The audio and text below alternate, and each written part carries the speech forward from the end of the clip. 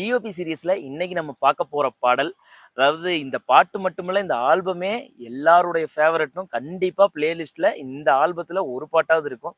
எந்த ஆல்பத்த பத்தி பேசுறேன்னு தெரியலையா? ரிதம பத்தி தான். ரிதம் படத்துல இன்னைக்கு நம்ம பார்க்க போற பாடல். நதியே நதியே காதல் நதியே நீயும் பெண். உங்களுக்கு எல்லாத்துக்குமே தெரிஞ்சிருக்கும். இந்த படத்துல இருக்கிற 5 பாட்டையும் 5 ஐம்பூதங்கள வச்சு எழுதியிருப்பாரு வைரமுத்து அவர்கள். ஏன்னா 5 பாட்டுமே வைரமுத்து அவர்கள் தான் எழுதியிருப்பாரு. ஒவ்வொரு பாட்டும் அவ்வளவு அருமையா இருக்கும்.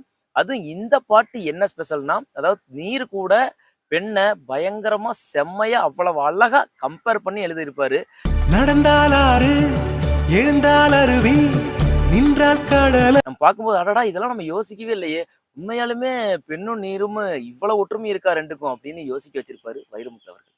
அமைந்தால் குமரி மணந்தால் மனைவி பெற்றால் தாயல். எனக்கு இந்த பாட்டுல ஃபேவரட் லைன் என்னன்னா, காதலியுடைய அருமை வந்து பிரிவில், மனைவியோட அருமை வந்து மறைவில், நீருடைய அருமை அறிவாய் கோடையிலே அப்படின்னு ரொம்ப அழகா எழுதியிருப்பாரு. ரொம்ப எப்படி சொல்றது, கனெக்ட் பண்ற மாதிரி எழுதியிருப்பாரு. காதலி அருமை பிரிவில் மனைவியின் அருமை மறைவில். உண்மைதானே. ஏன்னா ஒரு பிரிஞ்சதுக்கு அப்புறம் தான் காதலியோட அருமை தெரியும், மறைஞ்சதுக்கு அப்புறம் தான் மனைவியோட அருமை தெரியும். அது மாதிரி நமக்கு வெய்ய காலம் சொல்லவே தேவையில்லை. இந்த வருஷம்லாம் வெயில் பயங்கர கடுமையா இருக்கும். இந்த வெய்ய காலம் வந்தா தான் நீருடைய அருமையே நமக்கு தெரியும். நீரின் அருமை அறிவாய் கோடையிலே.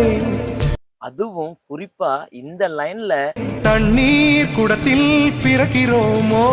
அடடா, இந்த மாதிரி ஒரு கம்பேரிசன் நான் பார்த்ததே இல்லைங்க. தண்ணீர் கரையில் முடிக்கிறோமோ.